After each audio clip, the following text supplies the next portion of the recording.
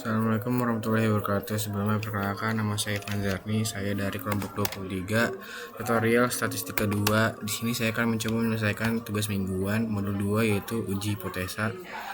Nah, di sini terdapat 5 soal ya, teman-teman semua.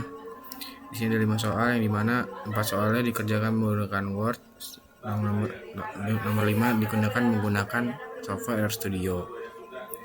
Nah, di sini saya akan mencoba menjelaskan nomor 1 sampai 4, yang dimana nomor 1 jelaskan apa yang dimaksud dengan uji hipotesis secara sederhana. Jadi uji hipotesis itu adalah sebuah teknik dalam statistika yang digunakan untuk menilai benar atau tidak suatu dugaan dengan menggunakan data dan hasil yang didapatkan dan hasil yang dihasilkan itu bisa bersifat objektif dan juga ada nilai ilmiahnya. Terus yang nomor 2 adalah sebutkan dan jelaskan langkah-langkah dalam melakukan pengujian hipotesis.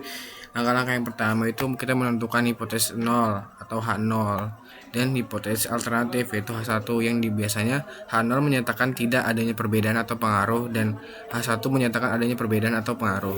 Langkah-langkah yang kedua itu menentukan taraf signifikansi alfa yang biasanya bernilai 0,5 atau 0,01 yang menunjukkan tingkat kesalahan yang bisa diterima. Langkah yang ketiga itu menentukan daerah kritis dan memilih statistik uji yang sesuai. Yang keempat itu menghitung nilai statistik uji berdasarkan data sampel yang didapat. Nomor 5, yang kelima itu menarik kesimpulan dengan membandingkan hasil perhitungan dengan daerah kritis untuk memastikan apa H0 diterima atau tidak. Selanjutnya yang nomor 3 itu jelaskan perbedaan antara left-tailed test, right-tailed test, dan two-tailed test. Yang pertama ada left-tailed test. Itu tuh digunakan ketika hipotesis alternatif berbentuk lebih kecil dan maka daerah penolakannya berada di sisi kiri distribusi sesuai dengan namanya itu left yang artinya sebelah kiri. Nah, yang kedua ada right tailed test. Itu tuh sama aja kayak left tailed test, cuman berbedanya jika hipotesis alternatif itu berbentuk lebih besar, maka daerah kritisnya daerah penolakannya berada di sisi kanan. Itu kebalikan dari yang pertama itu left tailed test. Nah, yang ketiga itu ada two tailed test, yang dimana hipotesis alternatif berbentuk tidak sama dengan daerah penolakannya itu berada di kedua sisi distribusi dan nilai alfanya dibagi menjadi dua bagian. Nanti yang nomor 4 itu berikan 2 contoh pengaplikasian uji hipotesis dalam kehidupan sehari-hari.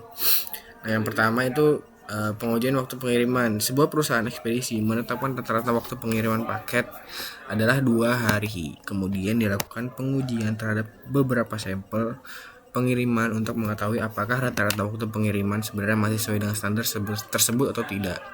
Contoh yang kedua adalah pengujian nilai ujian siswa, yang dimana seorang guru menetapkan bahwa rata-rata nilai kelas adalah 75. Kemudian dilakukan pengambilan data dari hasil ujian siswa untuk mengetahui apakah rata-rata nilai tersebut benar-benar mencapai 75 atau mengalami perubahan. Nah, selanjutnya yang nomor 5 yaitu sebuah perusahaan minyak goreng menetapkan bahwa volume rata-rata produknya tidak melebihi 900 ml. Pengujian dilakukan dengan tingkat signifikansi 5% dan ukuran sampel itu 25 botol. Diasumsikan bahwa volume rata-rata berada 930 ml dengan standar deviasi 50 ml. Hitunglah probabilitas terjadi kesalahan tipe 2. Rectel menggunakan software RStudio.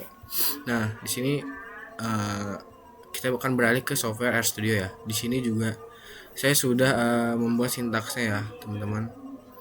Nah, yang pertama ada kita tuh menentukan hipotesisnya. Itu kita menentukan hipotesis H0 dan juga hipotesis alternatif itu H1. Yang dimana H0 sendiri itu rata-rata volume produk minyak goreng tidak melebihi 900 ml. Dan H alternatif atau H1-nya itu rata-rata volume produk minyak goreng melebihi 900 ml. Nah, nanti ini kita langsung run aja ya. Ini langsung kita run aja.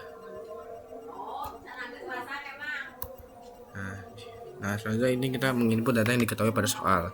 Tadi kan diketahui di soal ya, N-nya itu 25, M-nya itu 900, X barnya 930 itu atau rata-rata ya. Dan sigmanya itu 50. Ini langsung kita input aja. sekitaran. Nah, contoh kita untuk mencari nilai kritis dengan fungsi kinorm yang dimana alfanya itu tadi kan 5% ya. Kalau nggak salah alfanya itu antara 5% sampai 50%. Nah 5% sini, jadi kita ubah menjadi 0,05.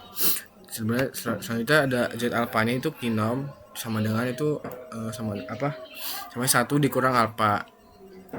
Langsung kita run aja.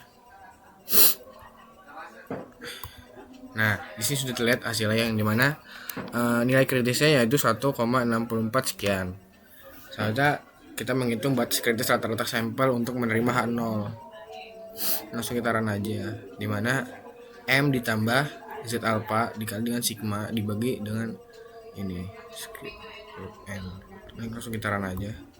Di sini langsung terlihat hasilnya bahwa hasilnya itu 916,644 sekian 4485. Selanjutnya di sini sudah kita beralih ke menghitung Z beta, Z kurang beta, kesalahan tipe 2 nya. Langsung kita run aja ya.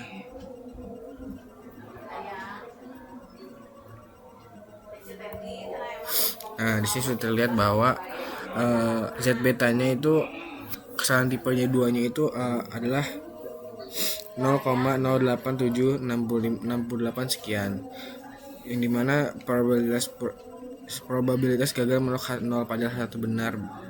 Nah, di sini sudah terlihat hasilnya ya. Sini. Oke. Mungkin sekian dari saya, kurang lebihnya mohon maaf apabila penjelasan saya kurang jelas. Kurang lebihnya mohon maaf. Wassalamualaikum warahmatullahi wabarakatuh.